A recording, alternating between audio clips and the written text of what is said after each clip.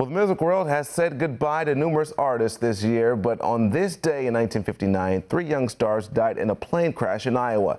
One America's Cramer has more on the tragedy that's called The Day the Music Died. Well, that'll be the day when you say goodbye, yes, that'll be the day when you make me cry. Buddy Holly was famous for hits like that, as well as his iconic glasses. But on this day in 1959, the 22-year-old singer and 3 others, including 2 fellow musicians, died in a plane crash in Clear Lake, Iowa. Holly sprung onto the rock and roll scene as an opening act for Elvis Presley, but soon crowds would be flocking to see Holly with singles like That'll Be the Day, Peggy Sue, and Maybe Baby. Baby, baby, I'll have you. Baby, baby, you'll be true.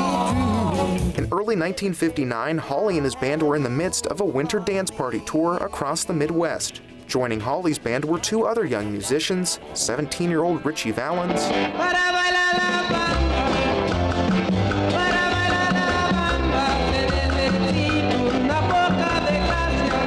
and 28-year-old J.P. Richardson, known as the Big Bopper. Chantilly lace and a pretty face and a ponytail. Commuting by bus on the tour, the harsh winter climate combined with poor routing decisions marred the festivities. Heating problems with the bus played a role in many of the musicians catching the flu, while a drummer suffered frostbite.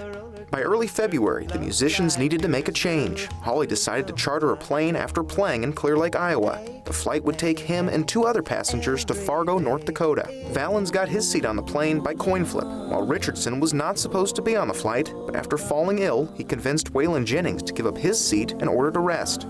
In poor weather, a 21-year-old pilot named Roger Peterson took off with the 3 passengers.